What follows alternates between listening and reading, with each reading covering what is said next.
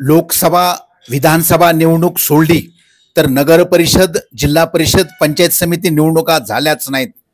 4 वर्षानंतर नगर परिषदेच्या निवडणुकांना कसा तरी मुहूर्त लागला, पुन्हा 1 महिन्याचे विघ्न आले। मात्र आज ना उद्या नगर परिषद निवडणुका लागणार असल्याचे राजकीय नेते कार्यकर्त्यांना विश्वास असल्याने एकमेकावर कुरघोडीचे राजकारण अंबेजोगाई शहरात सुरू झाल्याचे दिसत आहे। नगर परिषदेच्या सीओ प्रियांका टोंगे मॅडम यांना दररोज वेगवेगळे नेते शिष्टमंडळ घेऊन भेट घेऊन ज्या मागण्या केल्या जात आहेत त्या मागण्या जनहिताच्या कमी आडवा आडवी जिरवा जिरवीच जास्त वाढू लागल्याचे दिसत आहे। त्यामुळे शहरातील समस्या नेत्याकडे आम्ही एक समस्या मांडत आहोत।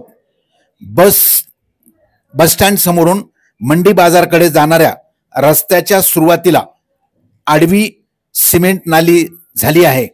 या रस्त्याने दिवसात हजारो दुचाकी, 3 चाकी, 4 चाकी, 6 चाकी वाहने ये जा करतात। एवढेच नाही तर अंबेजोगाई तहसील कार्यालयाचे तहसीलदार दिवसातून 4 वेळा कार्यालय ते घर आणि घर ते कार्यालय ये जा करतात। त्यांच्याही गाडीला या नालीवरचा झटका बसतो।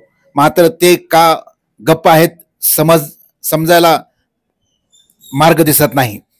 प्रत्येक वाहनाला या नालीच्या कडेचा भाग लागत असल्याने अनेक ज्येष्ठ नागरिकांना कमरेला झटका बसल्याने अनेकांना येता जाता मानेचे कमरेचे आजार जडलेत।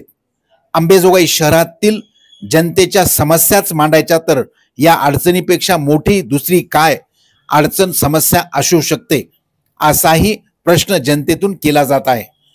एवढी क्षुल्लक ही समस्या वाटत असली तरी दिवसभर या रस्त्यावरून किती वाहने ये जा करतात मोजदाद करा म्हणजे समजेल।